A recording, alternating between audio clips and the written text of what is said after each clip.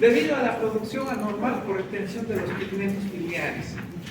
Hablamos de producción anormal cuando excedentemente se está produciéndose por una lisis en su forma prehepática, ¿no? Una lisis por una anemia hemolítica o por paludismo, que el lisis va a entrar en los glóbulos rojos. Entonces no va a haber posibilidad de que la bilisubina indirecta se convierta en bilisubina directa, ¿no? Al mismo tiempo, todos esos al entrar en lisa fundal, bilisubina indirecta no se va a poder convertir. Y otro, el de detención de pigmentos biliares, en este caso, cuando es la bilisubina directa. En este caso, en la producción anormal va a ser la indirecta lo que va a estar aumentando. En este otro, la directa. Detención de los pigmentos biliares, una vez que ha aumentado ya esto. No, esto es las obstrucciones de las vías biliares en las hepatopatías. Un aspecto más importante ante el paciente con ictericia consiste en determinar si el origen es hepatocelular o es problema obstructivo. En los estudios de gabinete actualmente se establecen las causas y algunos para llevar a cabo de manera simultánea tratamiento efectivo y paliativo. En sí aquí, ictericia, de acuerdo a los pigmentos, en ictericia de bilisubina conjugada, no conjugada se habla, ¿no? Sí. Pero si la bilisubina en relación al hígado, podemos hablar también, hablamos de prehepática, hepática, poshepática. Una ictericia prehepática, ¿quién va a prevalecer? ¿Quién prevalece? ¿Indirecta o indirecta? Indirecta. Indirecta. En la hepática, ambos. Y en la poshepática, directa. La directa. De eso entonces nos damos cuenta. Puede haber, cuando existe una lisis de los glóbulos rojos por una anemia hemolítica, aquí lo que vamos a encontrar exclusivamente es la bilisubina indirecta aumentada y la directa va a estar normal, ¿no?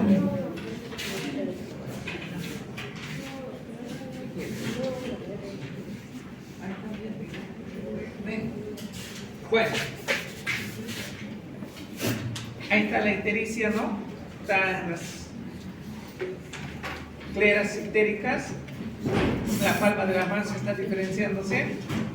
Aquí están las concentraciones, este no está con ictericia, ¿no? Solamente para dar la referencia, ¿no? ¿Hasta cuántos milímetros la bilisubina total? Hasta 1 milímetro por decilitro. La bilisubina directa, ¿hasta cuánto es? 0,7. 0,60. 0,2 y el otro hasta 0,8, ¿no? Bueno, la concentración de bilisubina en plasma se determina su velocidad de producción y la eliminación. El metabolismo normal comprende varias etapas: formación de bilisubina, transporte desde el plasma a las células hepáticas, conjugación, transporte por los canales biliares y la excreción.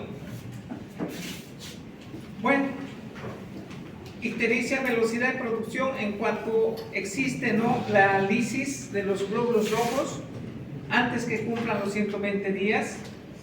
Cuando hay hemólisis, la producción va a ser rápida, ¿no? Y en la eliminación, cuando hay obstrucción de las vías biliares. La formación de la bilisubina, eso ya saben, desde glóbulos rojos, ¿no? Cuando cumplen, ¿cuántos? 120 días, ¿no? Sí. Mueren, liberan la hemoglobina. ¿La hemoglobina qué hace? Se libera en grupo hemo y grupo globina. Y en la globina circular, el grupo E. Grupo E libera el grupo fisólico y eso, y lo que queda es biliverdina. La biliverdina en bilisubina indirecta. Sí. La bilisubina indirecta es hidrosoluble o es liposoluble. Indirecta. Liposoluble. Es la bilisubina no conjugada. Necesita para circular la bilisubina indirecta, ¿qué cosa? Una proteína, un albumen. Y la directa es hidrosoluble. ¿Necesita una proteína? No. En la orina, ¿cuál de los dos puede aparecer presente un riñón normal? Directa. La directa. La indirecta, por la proteína que tiene, no tiene por qué filtrar. La conjugación a nivel del hígado, ¿no? La enzima glucuronil transferasa fosfato de uridina va a conjugar, ¿no? Va a glucuronizar la bilisubina indirecta en directa, de liposoluble a hidrosoluble lo convierte. Luego viene el transporte por los canalículos biliares intrahepáticas y por las extrahepáticas en camino a lo que es el duodeno, segunda porción del duodeno. como componente de la bilis. Uno de los componentes de la bilis va a ser entonces la bilirrubina. ¿Cuáles son los componentes de la bilis? Sales biliar, pigmentos biliares, colesterol, bicarbonato, agua, potasio. Esto va a ser por demás repetirlo, ¿no? Todo lo que del eritrocito, yeso, globina, el grupo E, biliverdina, que es la bilirrubina no conjugada, que se une que va a glucuronizarse, va a unirse, bilirrubina no conjugada, se une con una albúmina paracircular, así va a llegar al hepatocito, en el hepatocito la glucuronil transferasa de fosfato de uridina lo convierte de bilirrubina indirecta en directa, ¿no? Y así va saliendo hasta el final, hasta su expresión. La ictericia, de acuerdo a los pigmentos biliares, clasificamos en bilirrubinas no conjugadas y las bilirrubinas conjugadas o directas. El 90% de los casos es de origen hepatocelular y por obstrucción extrahepática. O sea, el 90% equivaldría al tipo hepático, a lo que hemos dicho, prehepática, hepática, poshepática. 90% equivaldría a lo que es hepática y la poshepática.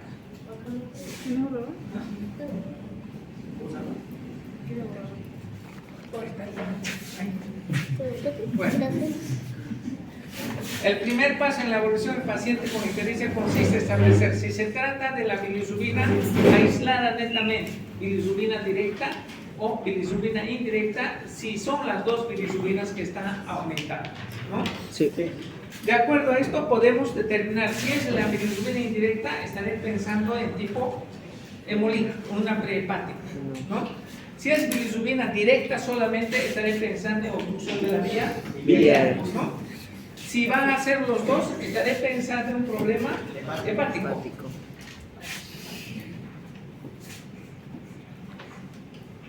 Si es obstructivo, se debería investigar por alteración intrahepática o extrahepática. Si es por obstrucción, las obstrucciones puede haber también intra y extrahepática. Lo primero vamos a lo extrahepática, después ya vamos buscando lo que es intrahepática. En lo que es extrahepática, cuando se hace la ecografía abdominal, nos dirá que el colédoco está dilatado, ¿no? Sí. Es colédoco en sí, en lo normal, hasta 4 milímetros, pero si son pacientes operados, esto puede medir normal hasta 10 milímetros, ¿me entiendes? De diámetro, ¿no? En un paciente postoperado de la vesícula, ya no hay reservorios de la vesícula, entonces por compensación, el colédoco se va a dilatarse, y ese colédoco se va a dilatarse hasta 10 milímetros, lo vamos a considerar como normal. Es un paciente postoperado.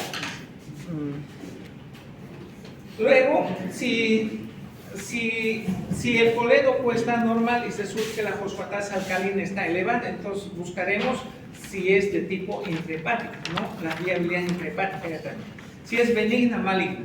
Algunas de las causas de colestasis intrahepáticas puede simular obstrucción extrahepática de grado variable. Existen diferentes estudios de imagen permiten distinguir las colestasis intrahepáticas y extrahepáticas.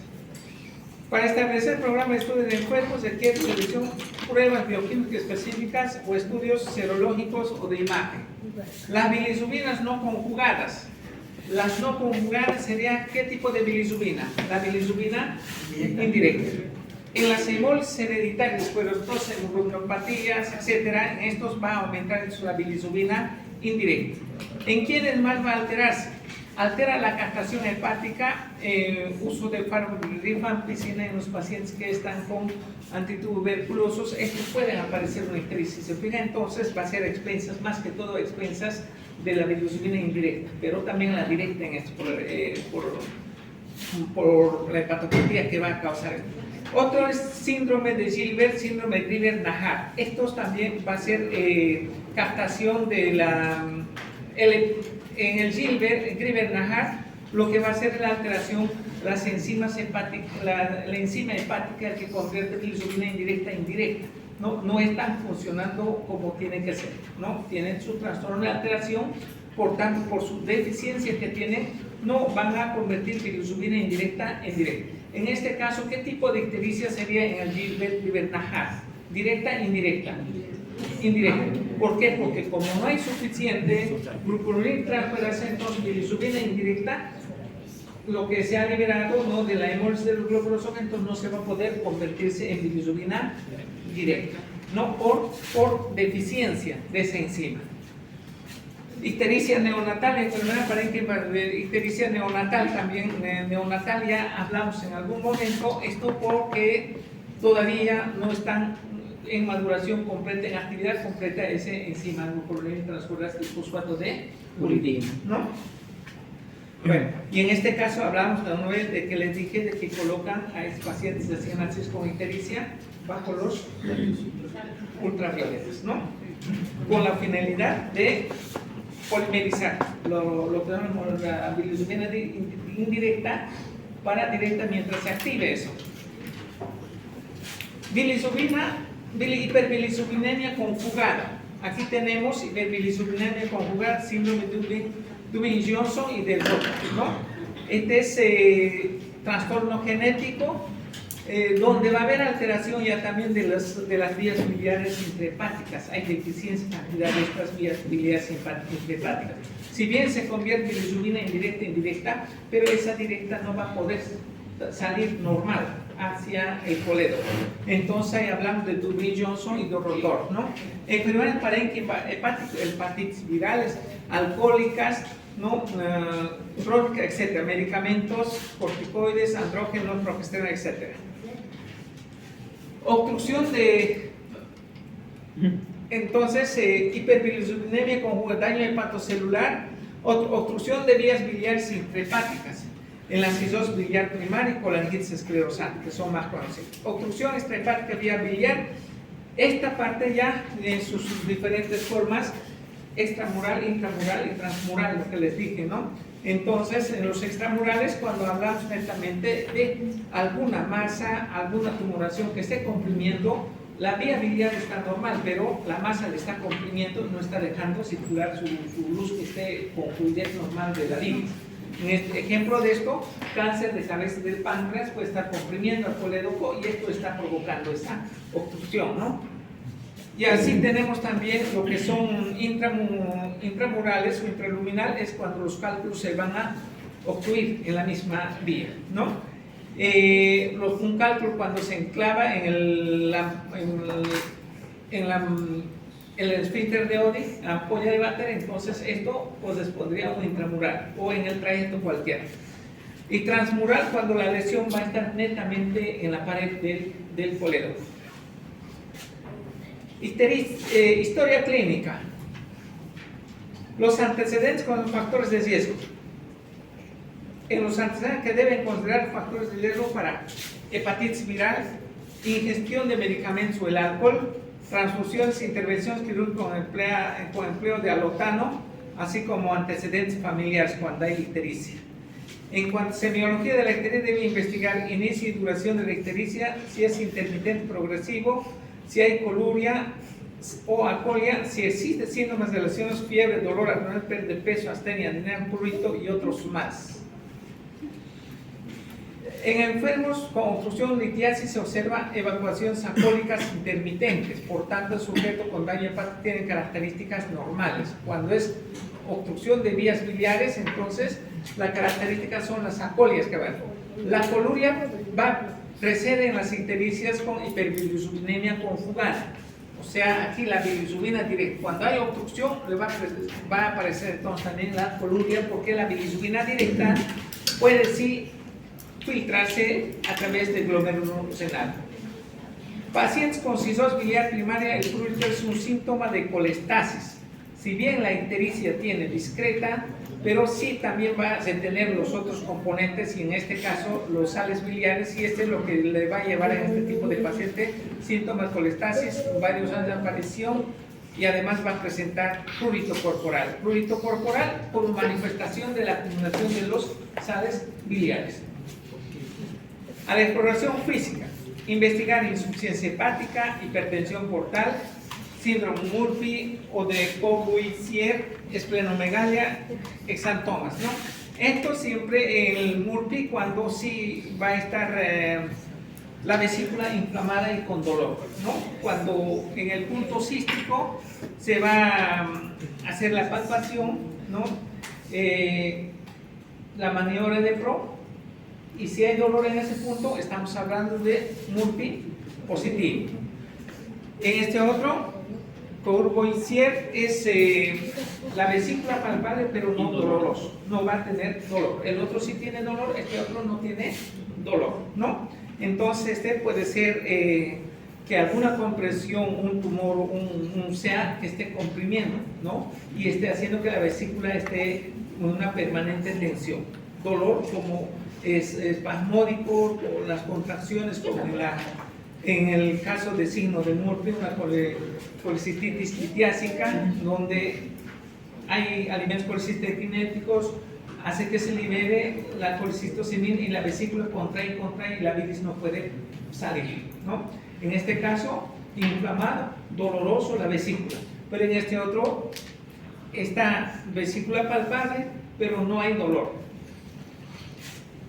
Hiperbilirubinemia con enzimas hepáticas normal sugiere causa de síndrome de Gilbert, también lo que es Cribert-Najjar o anemias hemolíticas.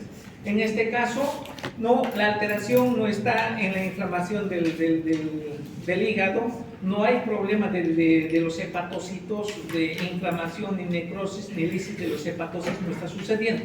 La alteración es solamente la deficiencia, inactividad, poca actividad que van a tener la enzima glucuroniltransferasa de bifosfato de uridina, que para poder convertir bilisubina indirecta en directa. El Gilbert, Cribert-Najjar, ¿no? Cuando existe elevación de pigmentos biliares se acompaña de aumento de fosfatasa alcalina y transaminasas, aquí estamos, cuando hay aumento de pigmentos biliares, ¿no? la directa y fosfatasa alcalina, netamente vamos a estar pensando en una obstrucción de las vías biliares extrahepáticas.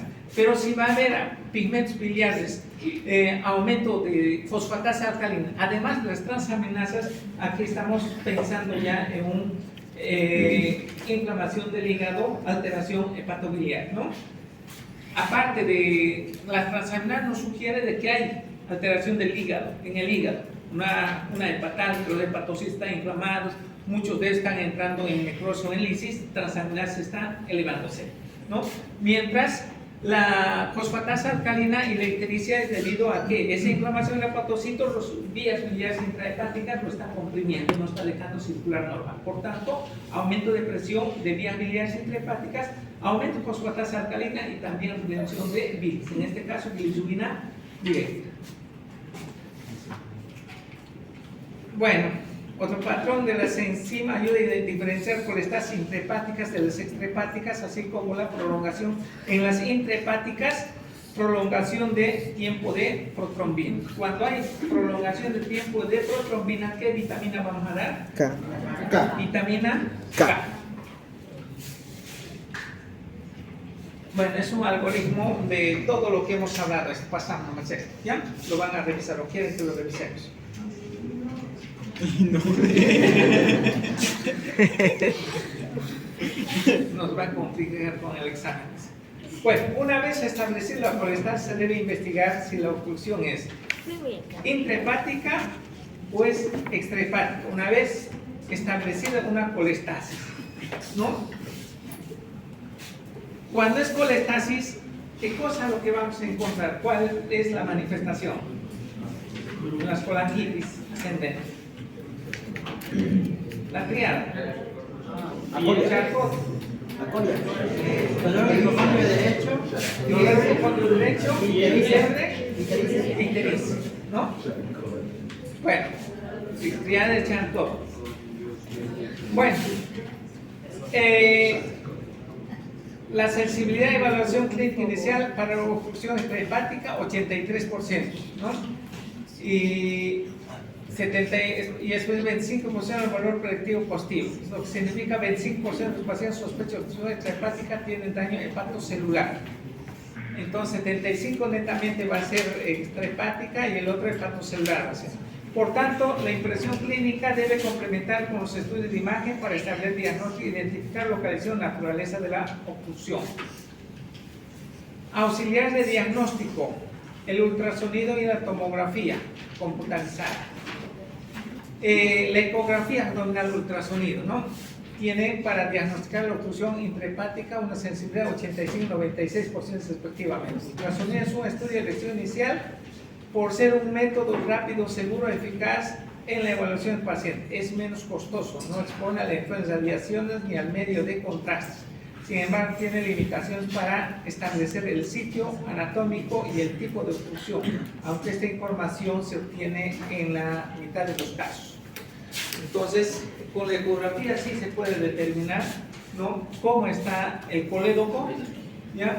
Quizás no te va a decir dónde está la piedra, pero sí te puede decir que está dilatada, ¿no?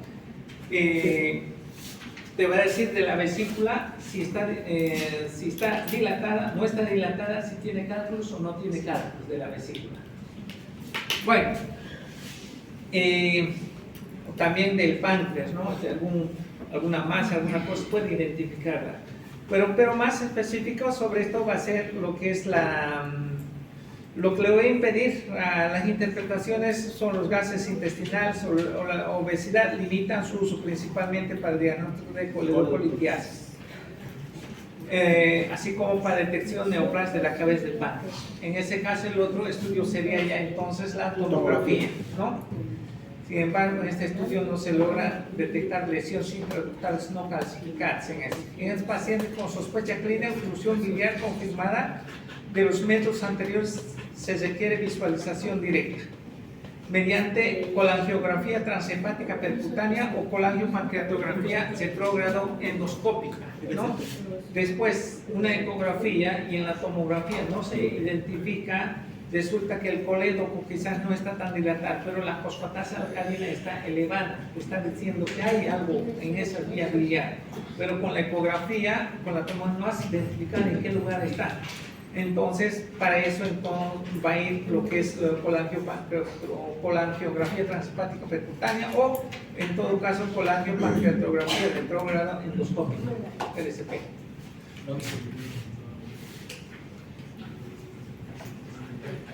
Esto es lo mismo, ¿no?, de todo lo que van mencionando.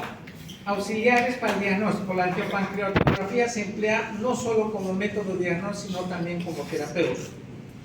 Cálculo se puede extraer mediante esfinterectomía o se puede realizar otros procedimientos por colocación de endoprótesis o dilataciones en caso de neoplasias en ese nivel. Por tanto, colangiografía, como la colangiopancreatografía, tiene sensibilidad y especificidad en un 99%, ¿no?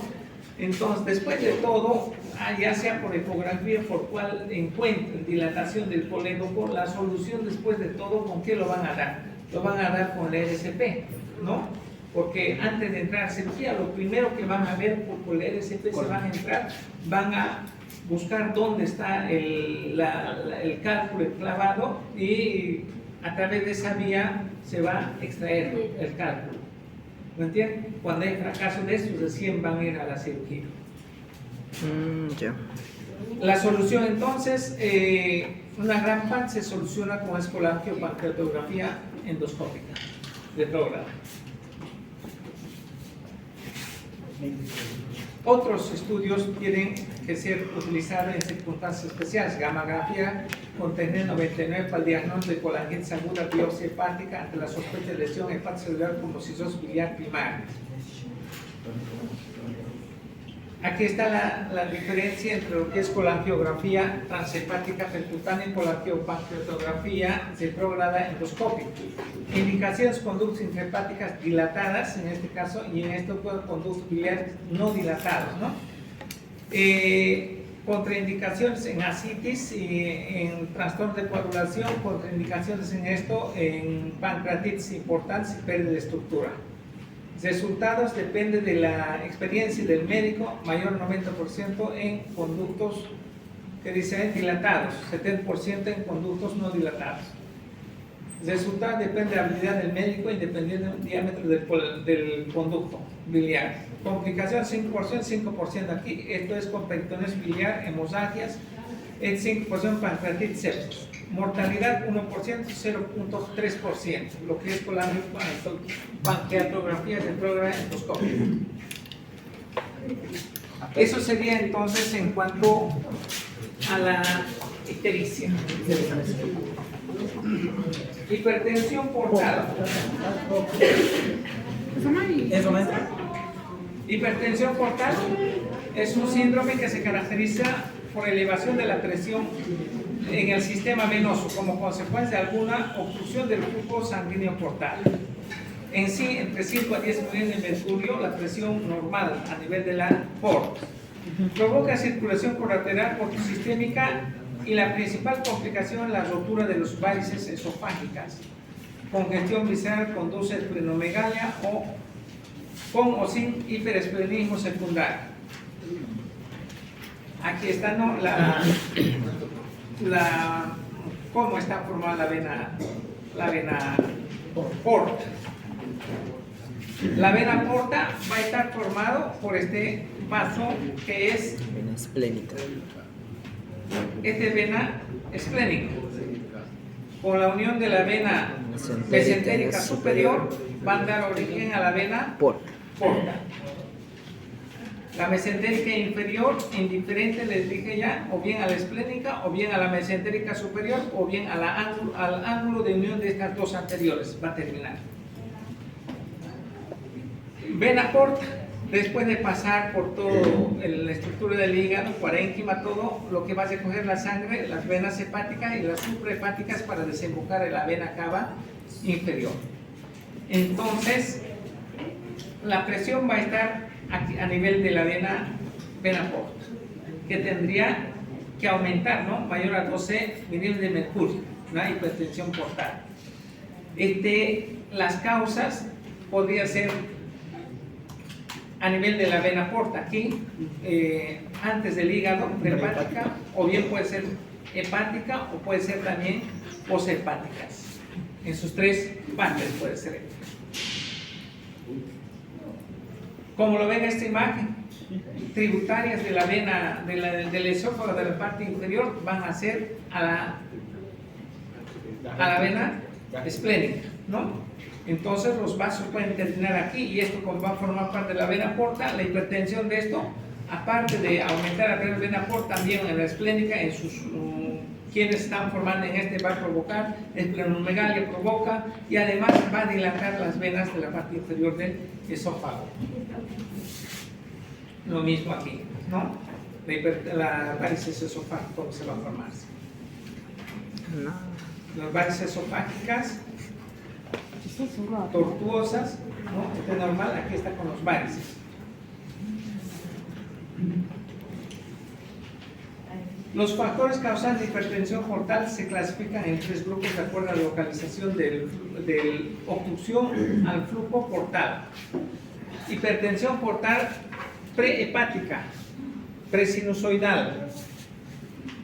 ¿En qué caso? Trombosis portal y esplénica, tumores de páncreas, tumores gástricos, de colon, oncefalitis anticonceptivos, pileflebitis, ¿no? Los trombos en el colédoco que se pueden formar.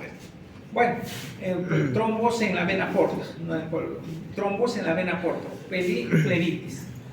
Entonces, puede haber hipertensión portal por trombos que pueden estar apareciendo o por comprensión de masas tumorales a la vena porta antes de que puede llegar al hígado. En este caso estamos hablando de las prehepáticas, ¿no?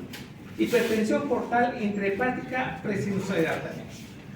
En este caso, intrahepática, cisosis, ¿no? Cisosis hepática, hipertensión portal idiopática, sarcoidosis, enfermedad de Hodgkin, leucemias, síndrome de Welty, intoxicación por cloruro de arsenio, etc. Fibrosis hepática, todo lo que es a la hepatopatías, lo que está llevando a la hipertensión portal de causa hepática, ¿no? Síndrome de Welty, ¿no? Manifestación de una tríada que hay en esplenomegalia. También vamos a encontrar la artritis, ¿no? En los síndromes de Welty. Bueno, otras manifestaciones que vamos a encontrar en la causa poshepática. Aquí hay todas estas causas que pueden llevar. Aquí estamos hablando de lo que es el síndrome Buchiari, ¿no? Esto va a ser cuando va a haber la obstrucción por hipercoagulabilidad, por trombo, que puede estar apareciendo en vez de que sea en la vena porta, en este caso va a ser en las venas hepáticas o suprahepáticas. Ahí es donde va a provocar esto. Todo esto van a llevar a eso entonces, ¿no? Igual síndrome de embarazo, síndrome de Behcet, ¿no? Que son vasculopatías. Estos van a llevar entonces a la hipercoagulabilidad, pero esta vez la manifestación está dando, el lugar donde van a afectar va a ser venas hepáticas o las suprahepáticas. De esta manera entonces encontramos las prehepáticas, hepáticas, y estas serían las poshepáticas, en relación al trayecto de la circulación de la vena porta, ¿no? Cistosis hepática es la causa más importante. Diversos estudios han mostrado 90% de los pacientes con cistosis presentan en algún momento varices esofágicas, entre ellos 30% de transangrado. El síndrome de Budd-Chiari, la causa poco común de hipertensión portal, puede ser ocasional por trombos secundarios, alteraciones de coagulación, poliglobulia, hemoglobinúrica, parosis nocturna, ingestión de anticonceptivos, invasión carcinoma suprarrenal, etc. Lo que sí van a llevar entonces a la obstrucción de la vena, a las venas suprahepáticas o hepáticas.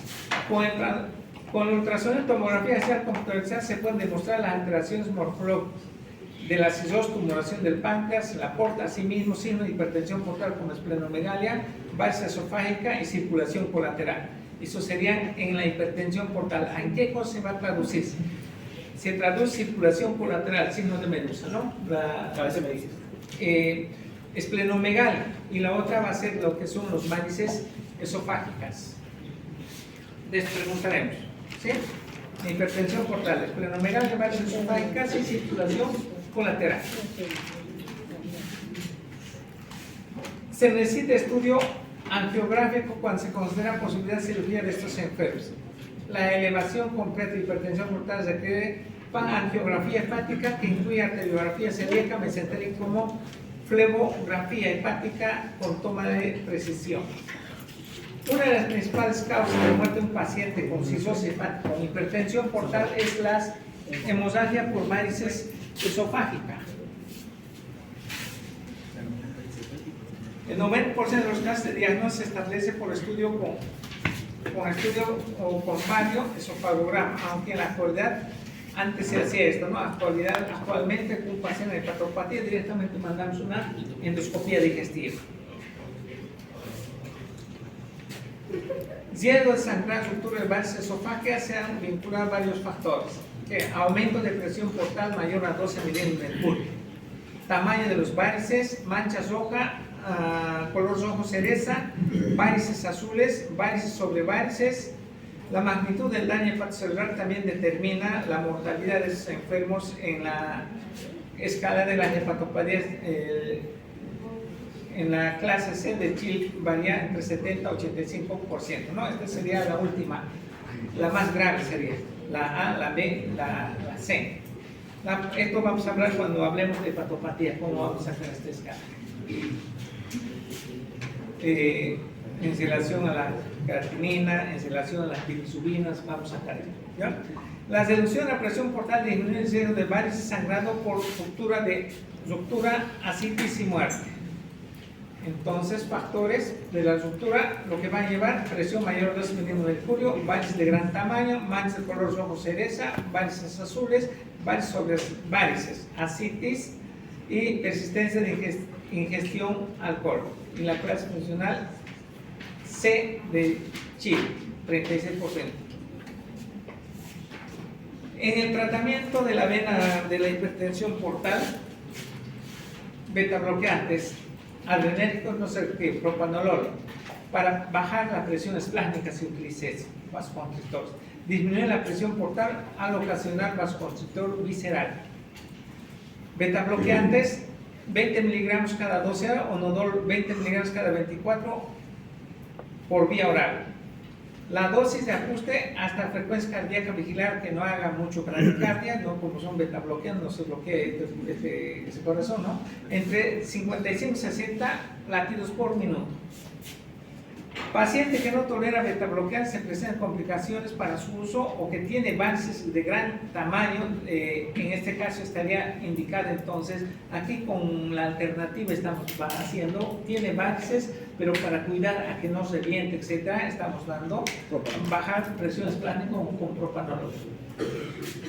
En este caso, donde es un cardiópata con bloqueo auriculoventricular, etcétera, no lo vamos a dar los betabloqueantes, vamos a terminar de bloquear en este caso. En este caso, entonces, pusimos a la conducta ligadura endoscópica de los varices, endoligaduras. Una vez que endoscopía se repite 2 a 3 años en pacientes que no presentan varices, que tienen su hepatopatía, pero no hay varices todavía bien manifiestas. 1 a 2 años en lo que tengan de pequeño tamaño y con menor frecuencia, aunque cada 6 meses, entre quienes tengan enfermedad descompensada, ¿no? De esta manera podrá indicar el tratamiento oportuno antes de que los varices aumenten de tamaño y constituyan una causa potencial de hemorragia. Si un paciente ya presenta hemorragia digestiva alta, entonces no lo vamos a dejar en adelante sin hacer la endoscopía. Hay que estar vigilando, ¿no? Por lo menos cada 6 meses endoscopía para ver si hay algún varice que está más dilatado, si ya necesita endoligadura, etc. ¿Entienden? Entonces, esa es la finalidad. Los pacientes con cirrosis y hemorragia con varices deben evitar las sobretransfusiones, excesiva expansión del volumen, ya que podrían ocasionar recidiva de la hemorragia. Tratamiento específico eficaz para una hemorragia activa, combinación de vasoconstrictor y tratamiento endoscópico. Los vasoconstrictores que son terlipresina, somatostatina, o los análogos de la somatostatina como ocleotida o vapreotida, de los cuales el más utilizado es ocleotida, aplicar en bolos 50 microgramos en infusión continua y posteriormente 50 cada hora, hasta ir diluyendo la hemorragia, ¿no? Una vez controlada el sangrar, la tasa de presencia, el tamaño sin tratamiento. Mientras se va utilizando esto, también se va haciendo, ¿no? Las endoligaduras, ¿no? Bueno, la tasa de recidiva más baja, en el orden de 10 horas, alcanza pacientes de reducción significativa gradiente de presión venosa hepática mediante tratamiento farmacológico. Betabloqueantes en las dosis recomendadas para prevención de primera hemorragia, con o sin mononitrato isosorbida, 20 miligramos día. Siguientes mejores resultados: tasa de recidiva hemorragia entre 14 y 23%, se obtiene una combinación de bloqueadores no selectivos y la ligadura endoscópica de los varices esofágicos. La dosis de bloqueadores que va a ser máximo, tolerar endoligaduras, puede repetirse cada 2 a 4 semanas hasta que los varices se eliminen. No puede ser en una sola vez, ¿no? Sino los más dilatados empiezan. Tratamiento de la derivación es otra. Cuando fracasa ya las endoligaduras, debe aplicarse pacientes con hemorragia, varices recurrentes que se repiten, persisten, realizar derivación portosistémica intrahepática transyugular para conectar la vena porta a la vena hepática directamente y normalizar la presión portal de esa manera, pero sus complicaciones va a ser lo que es la encefalopatía hepática. En este caso, una derivación de la vena porta directamente a las venas hepáticas se están llevando la derivación. Por tanto, ya tanto por el parénquima hepático no va a pasar. Lo que sí, todo lo que son las sustancias tóxicas en la circulación general se va a ir, y su complicación es lo que va a ser las encefalopatías, ¿no? ¿Qué hora es? 50, 8:50. 8:50. Casi 9. ¿Cuántas semanas Asistencia. Bien,